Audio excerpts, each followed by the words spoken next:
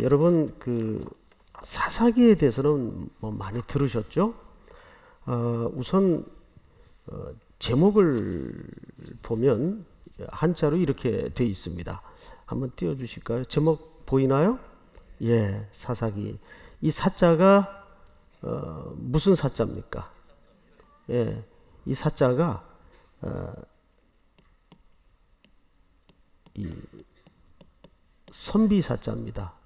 그리고 그 다음 사자는 스승 사자입니다. 여러분 근데 이 우리말의 제목이 좀 사실 어색해요. 그럼 사실 사사기라는 책에 나오는 사사들의 역할은 이 한자대로 이 역할이 아니란 말이에요. 되게 뭐합니까? 부수고 싸우고 죄짓고. 근데 한자의 느낌이 들어와요, 안 들어와요? 안 들어온단 말이죠. 그래서 이 사사기라는 책은 제목 자체는 원래 성경을 쓸 때는 책 제목이 없어요. 그냥 써놓은 거예요. 후대에 이제 편의상 구분하는 차원에서 학자들이 붙였는데, 영어 성경에도 보면 저지라고 돼 있어요. 뭐 심판하는 자, 뭐 이런 뜻이죠. 이 유래는 사실 그 라틴어 벌게이트 역에서 유래가 되었다. 히브리 말로는 이 사사기를 쇼페팀이라고 합니다. 쇼페팀. 그건 뭐 한번 듣고 지나가도 괜찮아요. 우리가 뭐 외워둘 일은 별로 없을 것 같습니다. 자, 그런데 중요한 것은 사사기라는 350년에서 400여간의 이 어두운 역사가 어느 날 갑자기 툭 떨어진 역사가 아니고, 역사라는 것은 그럴 수가 없죠. 단절된 역사는 없어요. 다 맥락이 있고 흘러서 이어지는 역사라는 거죠. 근데 책의 위치를 잘 보시면 무슨 책 다음입니까?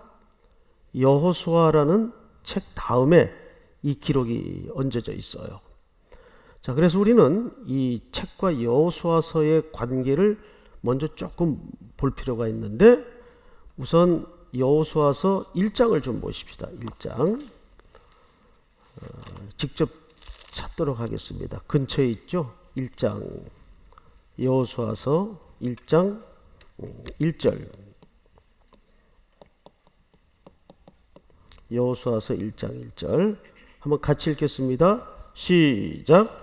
여호와의 종 모세가 죽은 후에 여호와께서 모세의 수종자 눈의 아들 여호수아에게 말씀하여 이르시되. 네, 여기서 우리가 누가 죽었다고 되어 있죠? 모세가 죽어요. 그리고 성경은 누구를 준비했습니까? 여호수아를 준비합니다.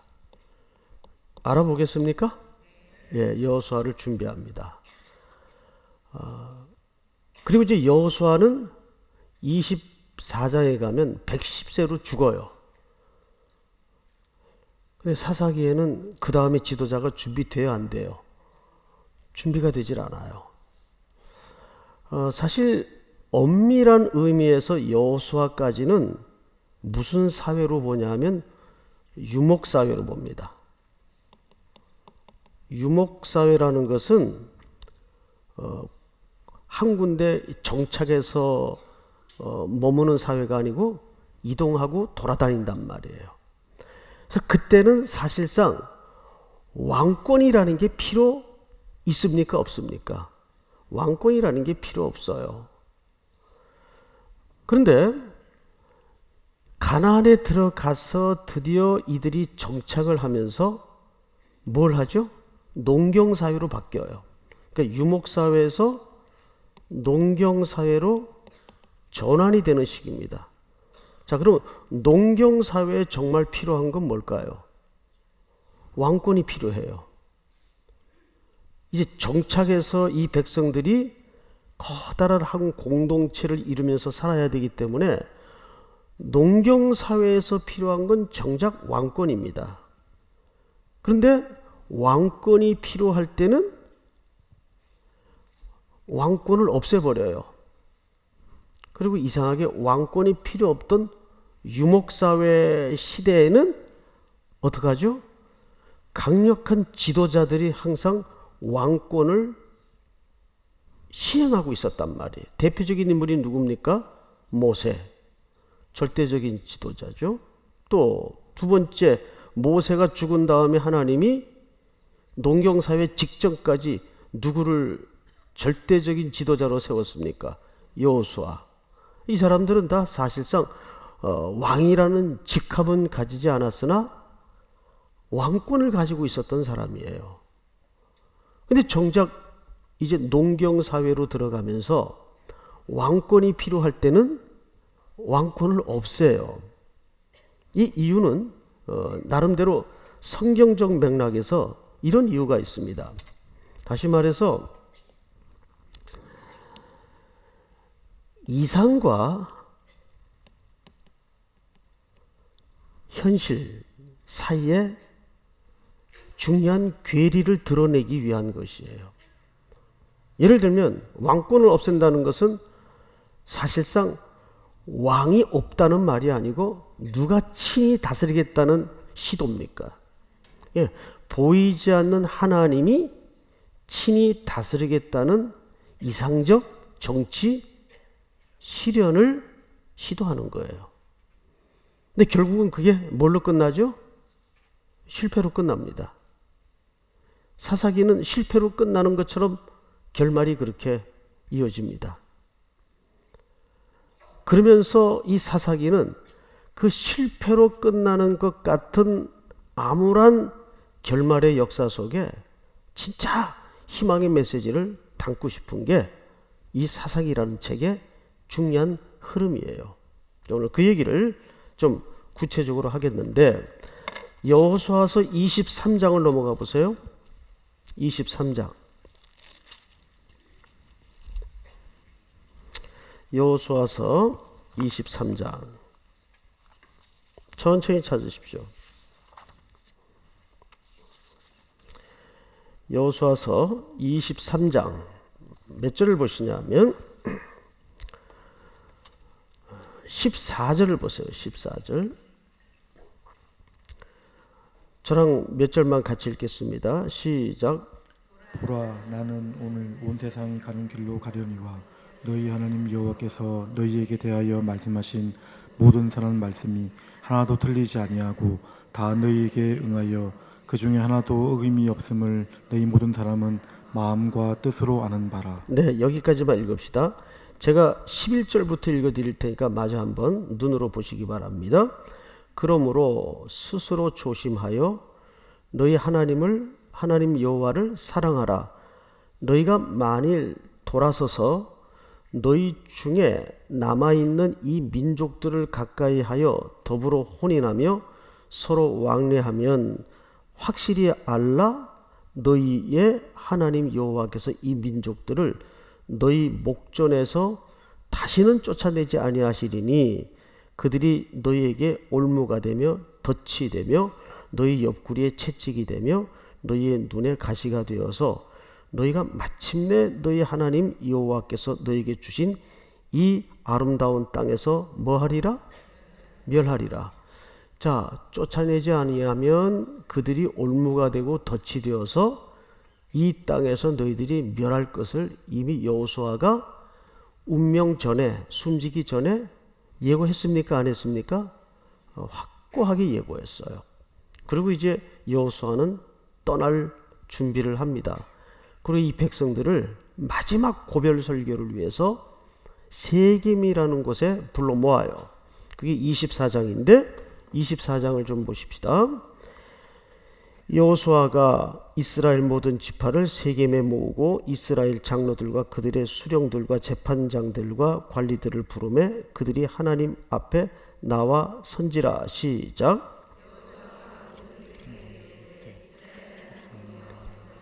말씀하시기를 옛적에 너희의 조상들 곧 아브라함의 아버지 나홀의 아버지 데라가 강저 쪽에 거주하여 다른 신들을 섬겼으나. 네, 우선 이 여호수아의 마지막 고별 설교의 내용을 좀 들여다볼 필요가 있는 것은 여호수아가 죽기 전에 고별 설교 속에 아주 중요한 이스라엘의 역사에 드러내고 싶지 않은 사실 하나를 밝히고 숨을 거둡니다. 그 내용이 뭐냐면 2절을 잘 보세요. 여호수아가 모든 백성에게 이르되 이스라엘의 하나님 여호와께서 이같이 말씀하시기를 옛적에 너희 조상들. 자, 그러면 앞을 잠깐 보실까요? 너희 조상들 할 때 복수를 썼어요. 그러면 이스라엘의 조상들을 얘기할 때는 누구 때부터 얘기하는 겁니까? 아브라함까지를 포함하는 거예요. 근데 그 아브라함의 이력이, 전력이 세상에 여호수아의 고별 설교 속에 드러납니다. 너희 조상들 곧 아브라함의 아버지 나홀의 아버지 데라가, 여기에는 아브라함까지를 다 내포하는 의미예요. 강 저쪽에 거주하여 뭐를 섬겼으나? 다른 신들을 섬겼으나. 그러니까 우리는 아브라함 하면 무슨 조상이죠? 믿음의 조상이에요. 제가 우리 성도님들에게 아브라함이 왜 믿음의 조상이냐 했을 때 이렇게 설명을 분명히 드렸었어요. 믿음이 좋아서 믿음의 조상이 아니고, 믿음이 얼마나 하나님 홀로 구원하시는 전적인 강권적인 은혜인가를 가장 잘 설명할 수 있는 인물이 누구란 말입니까? 아브라함이라는 말이에요. 아브라함을 통해서 저 우상 섬기던, 우상 숭배하던 자를 하나님이 강권적으로 메소포타미아에 살 때 불러내세요. 그 기록은 사도행전 7장에 스데반의 설교 속에서 나와 있죠. 불러내요. 그리고 그를 이제 눈을 열게 해서 죽음의 구덩이에서 건져서 한 걸음 한 걸음 걸음마 시켜 믿음의 조상을 만드는 거라고요. 그래서 거기서 믿음의 조상 할 때는 인간 아브라함이 믿음이 좋다는 말이 아니라 하나님이 우리 인간의 대표는 아브라함이에요. 이런 영적인 불모제와 같은 아브라함을 어떻게 건져내시고 어떻게 믿음의 설득을 해나가시는가, 그거를 가장 압축적으로 잘 담아낸 인물이 아브라함이라는 의미에서 믿음의 조상이라는 말이에요. 근데 이가 여기 보니까 강 저쪽에 있었어요. 그래서 이 아브라함은 강을 건너온 사람이란 말이에요. 그 히브리어라는 말이 강을 건넌 사람들이란 뜻입니다. 거기서 유래된 민족의 이름이 히브리 민족, 히브리인, 이런 의미예요. 자, 이렇게 해서 이제 드디어 3절을 보시면 내가 너희의 조상 아브라함을 강 저쪽에서 이끌어내어 가나안 온 땅에 두루 행하게 하고 그의 씨를 번성하게 하려고 그에게 이삭을 주었으며 이삭에게는 야곱과 에서를 주었고 에서에게는 세일산을 소유로 주었으나 야곱과 그의 자손들은 애굽으로 내려갔으므로 5절 다 같이 시작. 내가 모세와 아론을 보내었고 또 애굽에 재앙을 내렸나니 곧 내가 그들 가운데 행한 것과 같고 그 후에 너희를 인도하여 내었노라. 네, 시간이 없어서 다 읽지 못하지 13절까지 제일 많이 등장하는 표현이 하나 눈에 띕니까 안 띕니까? 띄죠. 무슨 단어예요? 내가 누구를 가리키는 거예요? 네. 하나님이 지금 여호수아의 입을 빌려서 이 모든 이끄심과 구원의 길고 먼 험했던 과정을 누가 하셨는가를 이 표현으로 압축하는 거예요. 내가 있다. 사람의 어떤 조건이나 환경이나 역사가 이루어낸 결과물이 아니다. 하나님이 하셨다는 얘기예요. 그러면서 여기서 재밌는 딜을 하나 이제 합니다. 자, 이제 설교가 다 마쳐지고 14절부터 보시면 이런 표현이 있어요. 그러므로 이제는 여호와를 경외하며 온전함과 진실함으로 그를 섬기라. 너희 조상이 강 저쪽과 애굽에서 섬기던 신들을 치워버리고 여호와만 섬기라. 15절 시작. 만일 여호와를 섬기는 것이 너희에게 좋지 않게 보이거든 너희 조상들이 강 저쪽에서 섬기던 신들이든지 또는 너희가 거주하는 땅에 있는 아무리 족속의 신들이든지 너희가 섬길 자를 오늘 택하라. 오직 나와 내 집은 여호와를 섬기겠노라 하니. 자, 여호수아가 죽기 전에 백성들을 세겜에 모아놓고 하나님의 구원에 대해서 쭉 내가라는 하나님의 일하심을 통전적으로 선포한 다음에 이 뜬금없는 제안을 지금 하는 겁니다. 오늘날 택해라. 뭘 택하냐 하면 나는 곧 떠난다. 이제 너희는 어떻게 하겠냐? 하나님을 섬길래 조상들이 실수했던 우상들을 섬길래 선택을 해라. 그러면 야, 굉장히 하나님이 자율적이시다. 그렇게 들리십니까? 여기 선택하라는 말은 선택하라는 말이 아니죠. 우리 어머니들이 자녀들 이제 키우면서 그런 역설적 표현을 종종 하는 게 아니라 거의 매일 하죠. 너 공부하든지 말든지 네 마음대로 해. 그러면 정말 엄마가 이제부터 너에게 자유를 주겠다. 그러니 네가 공부를 할 것인지 말 것인지 택하도록 하라. 그 얘기예요. 그 얘기로 알아들으면 얘가 아직 정신이 덜 나나이죠. You have no choice라는 말이죠. 네게는 선택권이 없다. 이거는 하나의 역설적인 강조법입니다. 오늘 이스라엘 백성들이 하나님을 택할 것인지 안 택할 것인지를 선택해야 할 문제는 아니죠. 이거는 선택의 문제가 아니에요. 여호수아가 굉장히 강렬한 의지를 담아서 강조하고 있는 겁니다. 자, 그럼 백성의 반응을 한번 볼까요? 백성 16절 다 같이 시작. 백성이 대답하여 이르되 우리가 결단코 여호와를 버리고 다른 신들을 섬기기를 하지 아니하오리니 이는 우리 하나님 여호와께서 친히 우리와 우리 조상들을 인도하여 애굽 땅 종되었던 집으로 올라가게 하시고 우리 목전에서 그 큰 이적들을 행하시고 우리가 행한 모든 길과 우리가 지나온 모든 백성들 중에서 우리를 보호하셨음이며 18절 여호와께서 또 모든 백성들과 이 땅에 거주하던 아모리 족속을 우리 앞에서 쫓아내셨음이라. 그러므로 우리도 여호와를 섬기리니 그는 우리 하나님이심이니이다 하니라. 자, 이 대답으로만 보면 몇 점짜리 대답이에요? 100점. 100점짜리 대답이에요. 그러면 저 같으면 드디어 이 사람들이 정신을 차렸구나.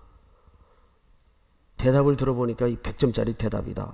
이랬을 텐데 19절을 읽겠습니다. 여호수아가 백성에게 이르되 너희가 여호와를 능히 섬기지 못할 것은 그는 거룩하신 하나님이시요 질투하시는 하나님이시니 너희의 잘못과 죄들을 사하지 아니하실 것임이라. 웬일입니까? 겨우 정신 차려가지고 100점짜리 대답을 했는데 너희는 안 돼. 누구보다도 내가 너희 속을 아는데 너 한두 번 이렇게 엄마한테 빌었어? 지금 10번째야. 지금 이런 느낌이죠. 그러니까 뭔가 지도자인 여호수아와 하나님을 대리한 지도자와 백성들 사이에는 엇박자가 지금 나고 있어요. 그럼 결과가 어떻게 됐나 한번 볼까요? 20절 시작. 만일 너희가 여호와를 버리고 이방 신들을 섬기면 너희에게 복을 내리신 후에라도 돌이켜 너희에게 재앙을 내리시고 너희를 멸하시리라 하니 백성이 여호수아에게 말하되 아니니이다. 우리가 여호와를 섬기겠나이다 하는지라. 시작. 여호수아가 백성에게 이르되 너희가 여호와를 택하고 그를 섬기리라 하였으니 스스로 증인이 되었는가 하니 그들이 이르되 우리가 증인이 되었나이다 하더라. 여호수아가 이르되 그러면 이제 너희 중에 있는 이방 신들을 치워버리고 너희의 마음을 이스라엘 하나님 여호와께로 향하라 하니. 다 같이 시작. 백성이 여호수아에게 말하되 우리 하나님 여호와를 우리가 섬기고 그의 목소리를 우리가 청종하리이다 하는지라. 그날에 여호수아가 세겜에서 백성과 더불어 언약을 맺고 그들을 위하여 율례와 법도를 제정하였더라. 29절 다 같이 시작.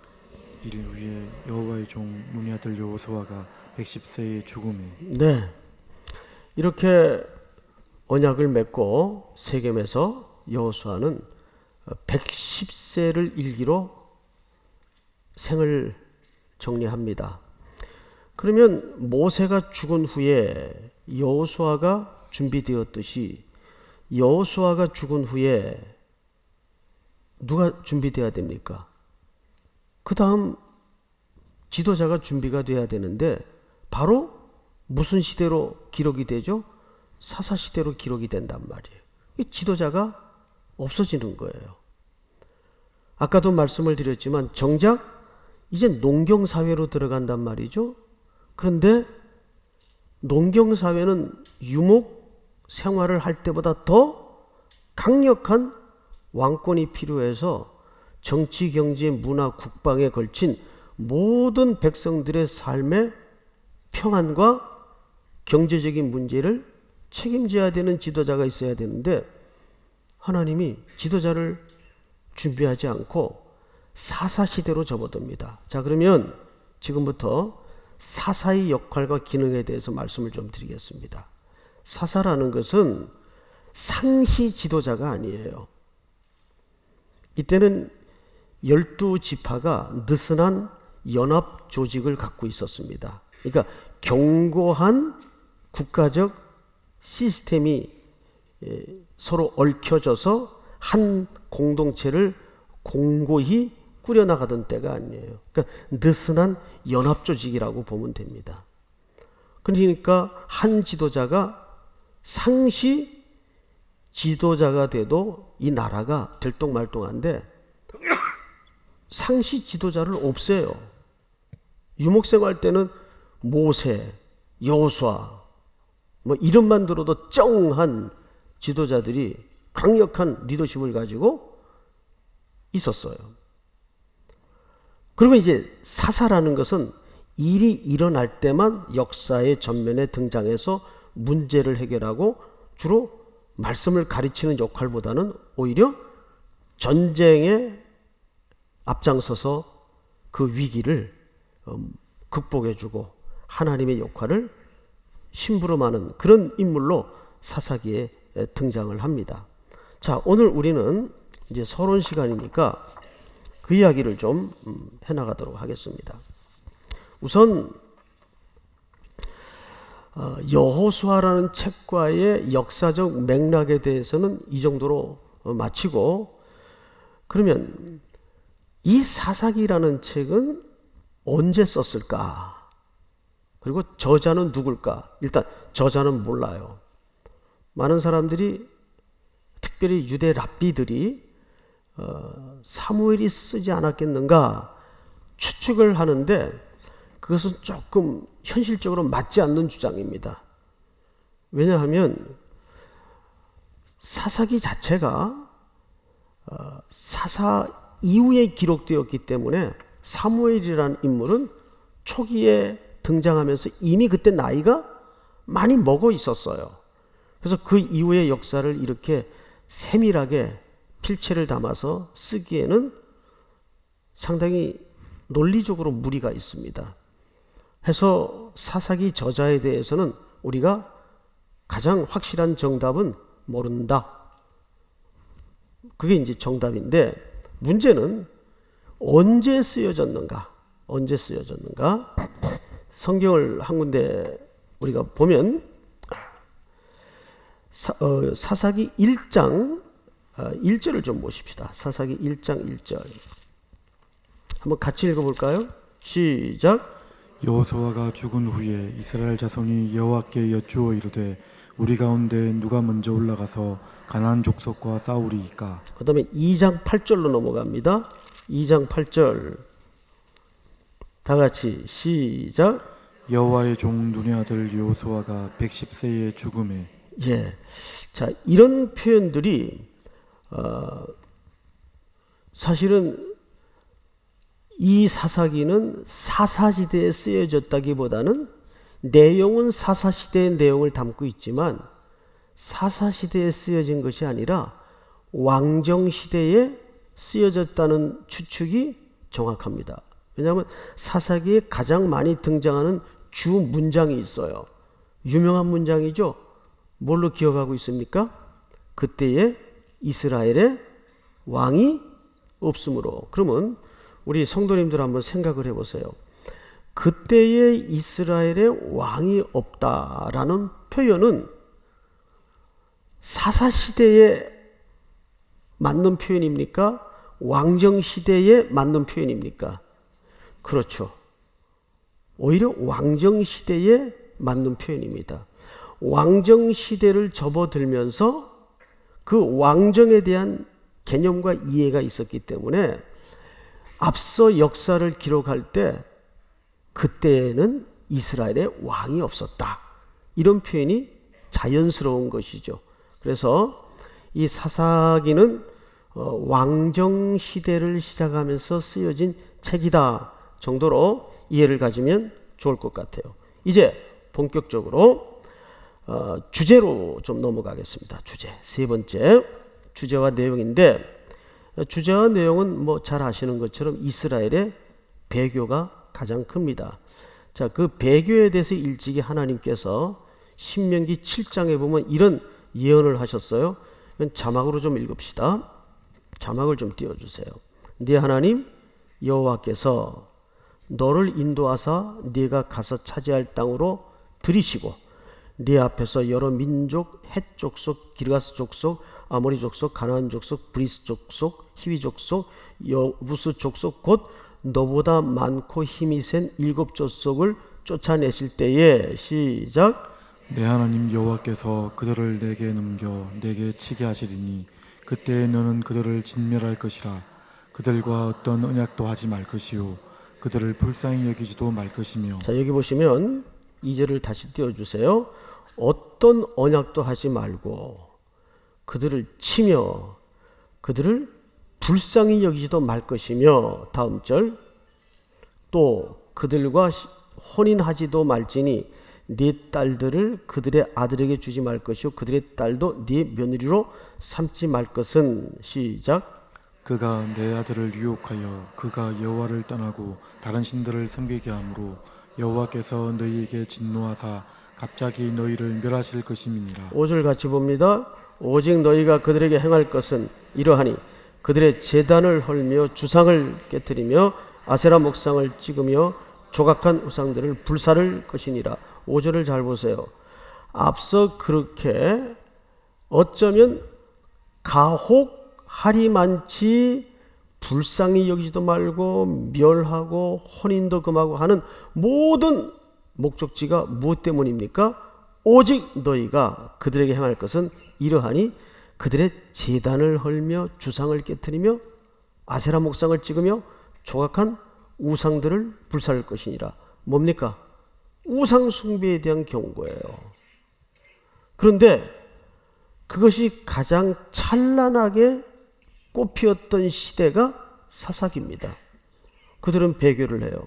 자, 여기에는 이 생활 환경의 변화에 중요한 이유가 있어요. 생각을 해보세요. 유목 생활을 할 때는 여기저기 이동을 해야 되고 돌아다니다 보니까 이런 경우가 사실은 불가능했어요. 강력한 통치자와 왕권을 가진 지도자에 의해서 이 공동체가 일사불란하게 움직일 수가 있었어요. 그런데 가나안 땅에 척 들어가서 삶의 환경이 확 바뀝니다.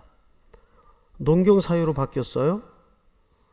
자, 그런데 농경사회에서는 일단 천연적인 조건이 맞아야 돼요. 하늘에서 비가 와야 돼요. 햇빛이 적절히 쪼여져야 됩니다. 이런 여러 가지 자연적인 환경은 이스라엘 백성들이 어디서 못된 것을 답습하냐 하면 이미 그 땅에 농경사회를 이루어 살던, 그래서 나름대로 그 땅의 일곱 족속들이 섬기던 신들을 배경으로 그걸 답습하는 거예요. 아, 이 비를 내리는 신이 따로 있구나.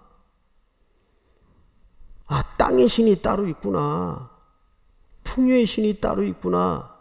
이거를 생산을 하고 결실을 하고 열매를 내야 되니까 그 원주민들한테 배워가는 겁니다.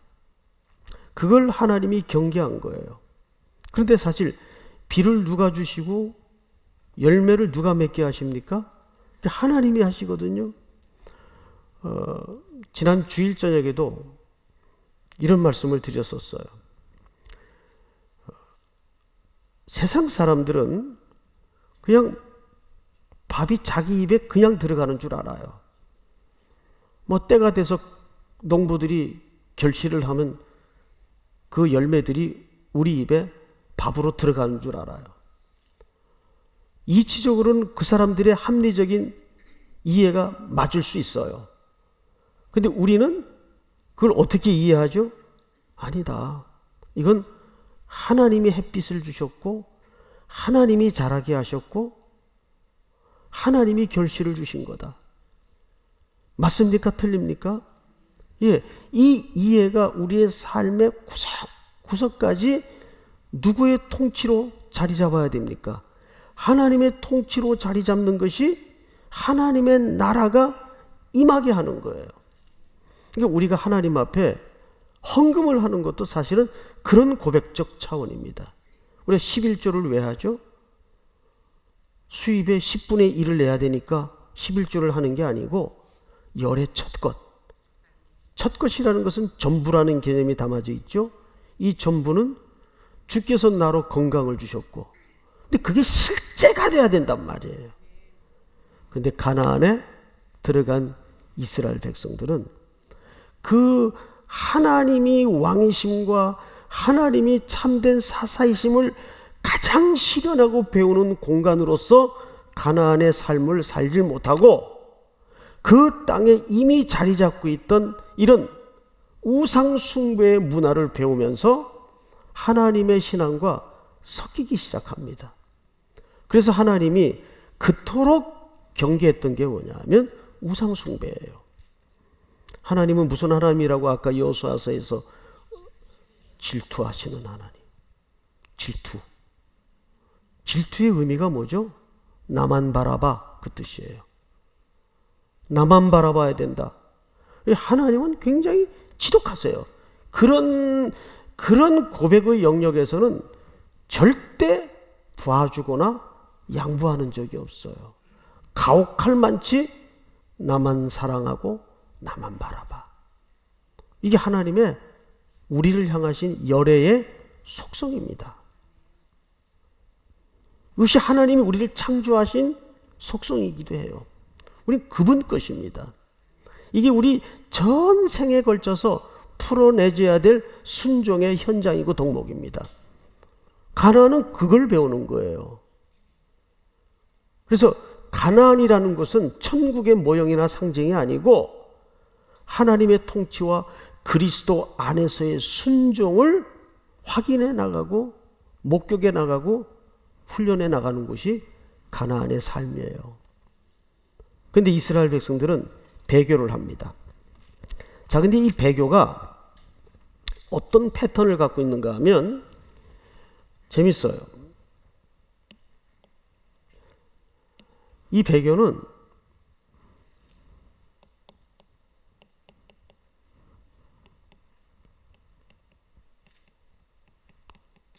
일관성을 갖고 있어요. 그 다음에 두 번째는 반복이 돼요. 그리고 세 번째는 모두가 반복이 되면 사실 다 X대 무한대를 향해서 상승 곡선을 갖는 것이 정설입니다. 근데 이스라엘의 배교는 일관성이 있고 반복이 되면서 하향 곡선을 거려요. 하향성을 갖고 있어요. 그래서 사사기에 등장하는 모든 사사들이 점점 망하는 길로 갑니다. 그러니까 사사기 책은 점점 하향성을 향해서 내려가고 있어요. 나중에는 아주 밑바닥까지 보이죠. 나중에 이제 설명하겠지만 사사기는 그래서 두 개의 서론과 두 개의 결론으로 장르가 형성이 되어 있습니다. 그 얘기는 이제 결론 부분쯤 가서 다룰 텐데, 이렇게 배교는 항상 일관성을 가지고 반복이 되고 그 배교는 상승선을 갖는 게 아니라 하향성을 가지고 점점 나빠져요. 악해져요. 여기에도 하나님의 깊은 그분만이 담고 있는 섭리가 있습니다. 그럼으로써 인류의 마음속에 참된 진짜 왕, 진짜 사사는 누구인가, 이거를 목마르게 하는 것이, 그래서 하나님은 결국은 모든 백성들의 시선이 자기를 향하도록 하는 것이, 오실 그리스도를 향하도록 하는 것이 그분의 집요한 고집이에요. 그러니까 성경책은요, 하나님의 고집 덩어리예요. 전부 다 대단하세요. 어떤 때는요, 사사기도 그게 나옵니다. 우리가 회개를 안 했는데도 구원하시고 일단 살려놓고 그 다음에 패기 시작하세요. 이 표현이 정확할 겁니다. 일단 건져놔요. 회개 안 해요. 얼마나 악한지.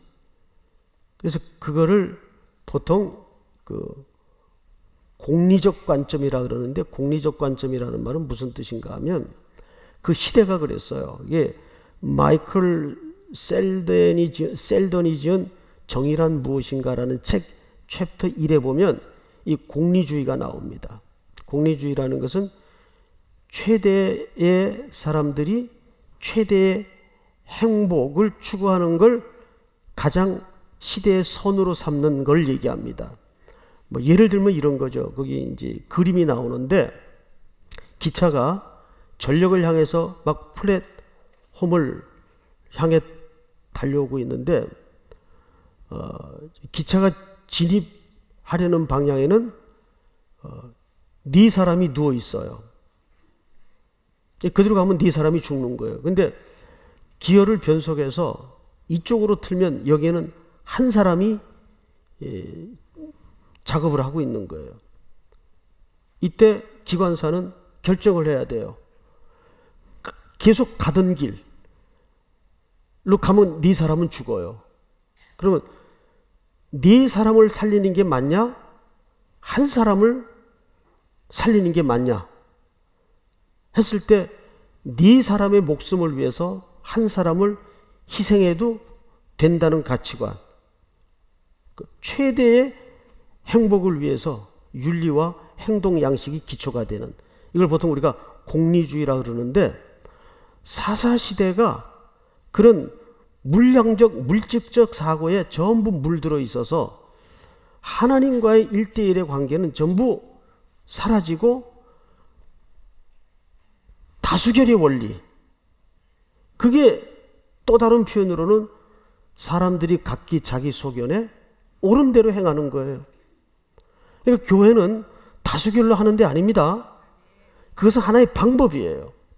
진짜 우리가 회의를 한다는 것은 뭐냐면, 당회를 한다, 재직회를 한다. 물론 어떤 의사결정을 할 때는 우리가 편의상 다수결로 합니다.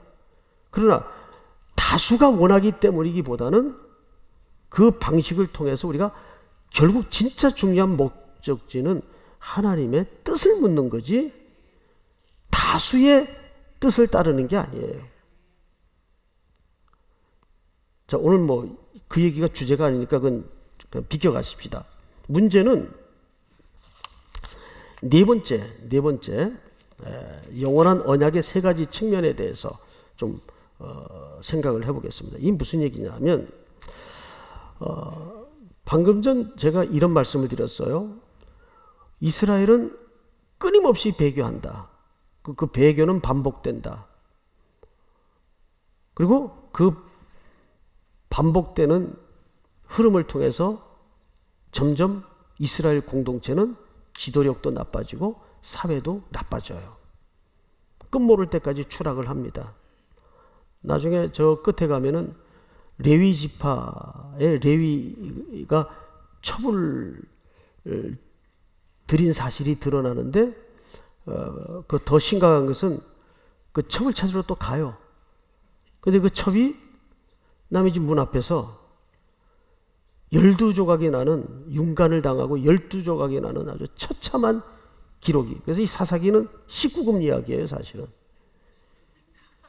청소년들은 읽을 수 없는 아주 적나라한 인간의 더러움과 치부가 마지막에 소개됩니다. 그렇게 악해져요. 그리고 기브온 족속이 얼마나 악한지 소돔과 고모라를 방불하는 악을 성경상에 드러내죠. 자, 그런데 그런 흐름에 하나님의 반응이 무척 놀라워요. 자, 첫째는 그럼에도 하나님은 하나님의 언약을 한 번도 흔들리지 않아요. 하나님도 일관되세요. 너희가 시궁창에서 놀든 말든 나는 너를 사랑한다. 하나님의 언약도 놀라워요. 일관성이 있어요. 그리고 잘못하면 끄집어내가지고 또 매를 댑니다. 그런데 이 징계가 사실은 뭐의 또 다른 표현이죠? 사랑의 또 다른 표현이란 말이에요. 아예 포기할 것 같으면 뭐 귀찮게 불러내서 또 때리고 험한 과정을 피차 겪게 합니까? 제일 그래서 무서운 게 로마서 1, 2장에 나오는 것처럼 유기, 버려두는 거예요. 그게 사실은 제일 무서워요. 가끔 섬뜩한 시대의 징조를 보는데 그게 제일 무서운 게 뭐냐면 버려두는 거예요. 죄를 짓는 대로 버려두고 그냥 망가지는 대로 버려두는 거예요.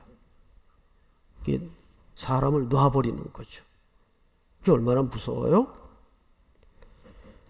그리고 세 번째는 그 악을 진멸치 않도록 그 악하게 구는 자기 백성들을 진멸치 않도록 하기 위해서 끊임없이 사사가 사라지면 또 다른 사사를 세우고 사사가 사라지면 또 다른 사사를 세우고 사사를 세웁니다. 그 반복을 통해서 하나님은 하나님의 신실하심을 악착같이 드러내세요. 자, 그런데 문제는 사사기 2장 11절을 좀 보십시다. 2장 11절 몇 절만 저랑 교독을 하죠. 이스라엘 자손이 여호와의 목전에 악을 행하여 바알들을 섬기며 12절 시작. 애굽 땅에서 그들을 인도하여 내신 그들의 조상들의 하나님 여호와를 버리고 다른 신들 곧 그들의 주위에 있는 백성의 신들을 따라 그들에게 절하여 여호와를 진노하시게 하였으되 곧 그들이 여호와를 버리고 바알과 아스타롯을 섬겼으므로 여호와께서 시작. 여호와께서 이스라엘에게 진노하사 노력하는 자의 손에 넘겨주사 그들이 노력을 당하게 하시며 또 주위에 있는 모든 대적의 손에 팔아넘기심에 그들이 다시는 대적을 당하지 못하였으며. 자, 여기까지만 읽읍시다. 이제 시간이 거의 다 됐으니까 여기에서 우리가 한 가지 이제 사사기를 쭉 마지막 장까지 공부하다 보면 아주 무서운 패턴 하나를 발견합니다. 그 패턴이 뭐냐면 이거예요. 아까 반복하고도 맞물리는 내용인데 잘못해요. 하나님이 또 때려요. 그럼 뭐 할까요? 회개해요. 그럼 하나님 또 용서해 주세요. 그 용서해서 조금 숨 쉴만 하면 이들이 여럿이 또 죄를 지어요. 그래서 불러서 또 때려요. 그러면 막 죽겠다고 살려달라고 빌어요. 그럼 하나님이 또 용서하세요. 이게 반복이 되다 보니까 어떤 현상이 살포시 눈에 띄냐면 이들의 회개가 기계적이 돼요. 기계적이라는 말이 얼마나 무서운 말이냐면 어쨌든 아무리 잘못해도 회개하면 용서해 주시네. 이게 의식 속에서 어떤 시스템으로 남냐면 기계적인 시스템으로 남아요. 그래서 이스라엘 백성들의 의식이 이렇게 변합니다. 아무리 잘못해도 회개하면 하나님이 용서하시는 분, 이게 뭐가 되죠? 공식이 되는 거예요. 그런데 여러분, 회개하면 구원합니까? 하나님의 자비와 용서가 우선입니까? 예, 하나님의 자비와 용서가 우선이에요. 회개가 절대적 조건이 아니에요. 이 말을 오해하시면 안 돼요. 그러니까 회개도 필요 없네. 실제 성경에는 회개가 전제되지 않았는데도 하나님이 고치시고 하나님이 용서하실 때가 있어요. 그 이유는 회개가 필요 없어서가 아니라 너희들의 그 기계적 회개가 구원의 조건이 아니라는 것을 오히려 설명하기 위해서입니다. 이 사사기에서 가장 1장서부터 두드러지는 무시무시한 현상 하나는 그들의 회개가 기계적 회개가 됐다는 거예요. 기계적 회개라 하면 그 회개 자체가 용서의 근거가 된다고 이해를 갖는 태도입니다. 그게 아니라 진짜 회개는 뭐죠? 참되신 하나님을 참된 마음으로 경외하는 게 회개란 말이에요.